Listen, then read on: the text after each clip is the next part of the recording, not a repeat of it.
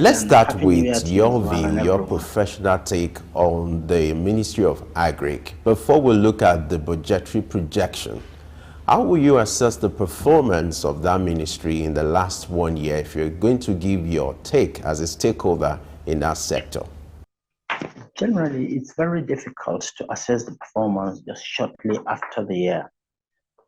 But what one could see is what local farmers are doing, what we as investors within the agricultural sector are doing, what the issues are for us, what the challenges are for us, what were the quick wins for us, and what at the end of the day, a variety of things impacted on agriculture.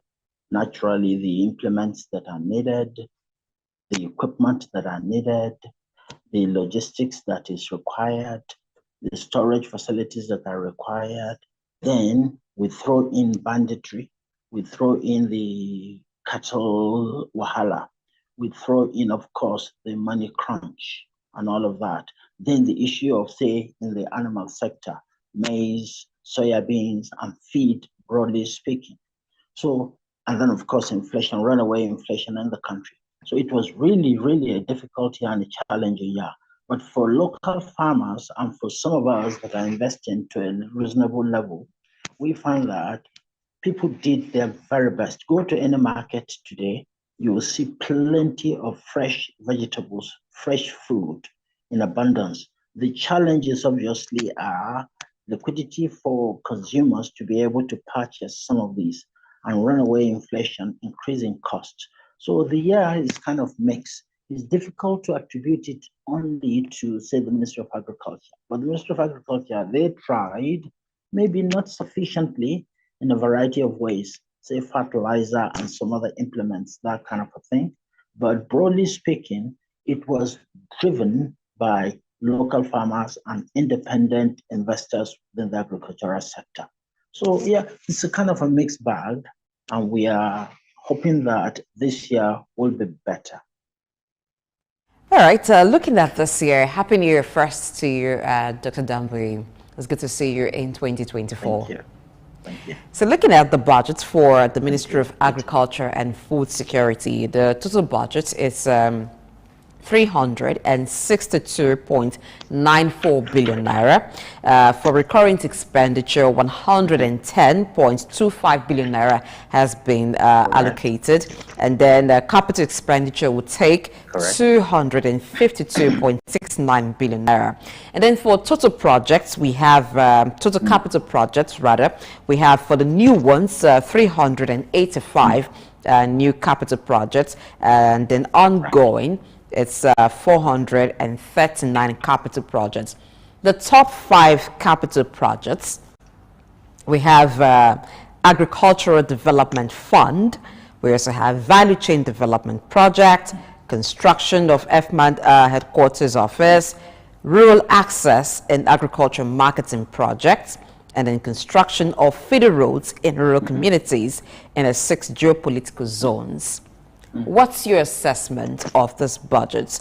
Looking at the top 5 capital projects that are highlighted, let's begin from Agricultural Development Fund and then to Value Chain Development. Do you think this budget will to a great extent impact positively on the agricultural sector? Because you ended your last statement by saying we hope for better in this year. And I recall that some time ago when you were on the show talking about the agricultural sector, you talked extensively on the role of the value chain, what it will do in ensuring food security. Now, looking at the budget for value chain, the value chain development project, that's going to take 22.5 billion naira. Is that significant enough to create impact?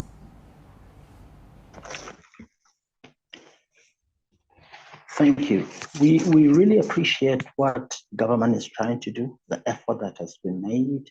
They've marginally, significantly, I would say to a point, increased the agricultural budget compared to last year's budget by, say, almost, I think I was looking at my figures here, it's about almost 60% increase on last year's budget. Of course, we're not factoring in inflation, we're not factoring in foreign exchange prices, the Naira dollar thing, but in nominal terms is marginally significantly increased. We appreciate that. We appreciate government thinking as well in having the Agricultural Development Fund thing, the 100B. We appreciate the fact that they're thinking about value chain. They're thinking about logistics. They're thinking about other support areas and aspects, storage and whatnot. Now, the issue is, which is what also most of the stakeholders are unhappy about, dissatisfied about, is the fact that it is grossly, no disrespect, very grossly inadequate. Okay, we understand national limitations for everyone. We respect that. But if we are to really achieve some of those, if like stated policies and objectives of the government for the agricultural sector, and for our economy, for our GDP, you find that really these allocations are hugely, grossly inadequate. 1.32%, and agriculture is contributing 29%, it is said, as at last year, at least up to the third quarter, 29% of GDP. It's far more significant than, for instance, industry that is contributing, said to be 18%. If we are to, for instance, move away from oil dependency into another sector of the economy that contributes to the GDP, it's agriculture, and we're allocating 1.32%. It is hugely underrepresented. It's inadequate. And that's why virtually every stakeholder, from the EDCOM to all the associated cooperatives, the farming programs, the small-scale programs for women and whatnot, all have generally uniformly said that this budget allocation is inadequate, completely, totally inadequate. There are several other areas also that indicate that the budget is grossly inadequate, to be honest. Value chain, 22 billion all over the country, 6 regions. Let's refocus and relook at things if we really want to develop our country.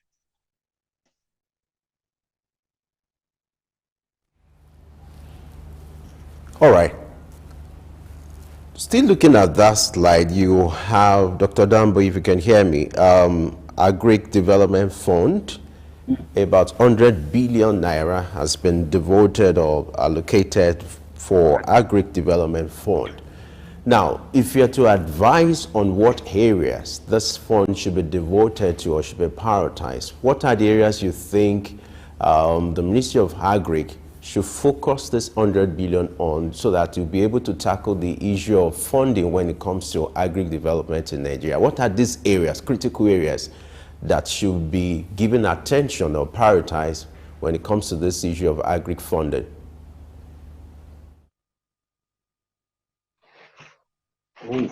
That's very difficult to be specific. Why?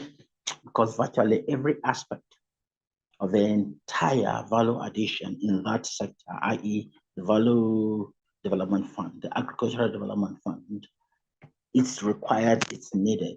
So would you go on, say, for instance, R&D?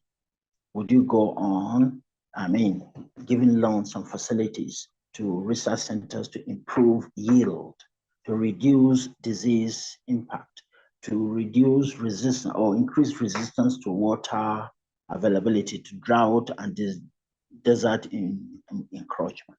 So you find that it's going to be very difficult. Is it seedlings? Is it medication? Is it the implements themselves? Is it fertilizer? So at the end of the day, it's very difficult. Every aspect is critical. Now, having said that, you find that there are areas that would maybe contribute and will be what we will call critical areas, critical initiatives that could be taken. You see, feed is one thing. And feed is made up of a variety of things. Say animal feed, we need corn, we need maize, we need soya beans, we need the additives at the end of the day that would constitute and make the feed balance and needed for either chicken, for broilers, for our new noilers, and or for, say, cattle. fattening of our cattle. The way we're doing ranching at the moment is not the way that will lead us out of our current quagmire, out of our situation. We need to be fattening our cattle. Why would a cattle take 7 years to mature to a big bull? We could do it in 3.5, 4 years. To do that, we need proper balanced feed. So that's one aspect. Medication naturally is another aspect. The farming of the maize. Last year, one of the critical issues were maize and soya beans. That impacted a lot on what? On availability of chicken feed and other animal feed, and therefore the cost, and therefore the runaway inflation that we have in the country. So it's difficult to really pin down. We can only identify some critical areas, like we say, seeds, cereals, farming. Like, for instance, animal farming and animal husbandry. Let's keep and have sedentary farms rather than mobile farming. So effort has to be made in order to change, if you like, our orientation from moving cattle from place to place to generally having them within one particular area, and fattening them is safer, is more efficient, is more cost effective. Definitely we have far more faster yield at the end of the day and bigger, if you like, outcomes. That is, the cows will be fatter. Milk output will be greater at the end of the day. So it's difficult really to say. And it's up to government to identify certain factors. We can list 20, 30 different areas. Okay, now let's look at another part of the capital project, which is for rural access and agricultural marketing projects. What is this expected to achieve for the agricultural sector? How is it supposed to translate to ease of taking products from the farm to the markets, and for the populace to have access to food easily? Good intention, very good intention, but hugely inadequate. We have a country that spans 1,700 kilometers across and 1,500 kilometers across, 6 geopolitical zones and regions. And we're devoting how much to it, did we say, on that? 4B? Let's put it into perspective. If you want to get a really reasonable house in Maitama, you cannot buy it for 4B. Let's be blunt, let's be honest. And we want to build roads that will transform our nation with 4B. I'm not saying 40 or 400. I'm saying 4B. You want to buy a reasonably good car, a Rolls Royce, will cost you 1.5B, an individual. We have to call a spade at some point. We really, really respect this government. We respect what they're doing. We're hoping they will do something. We understand the limitations and the challenges.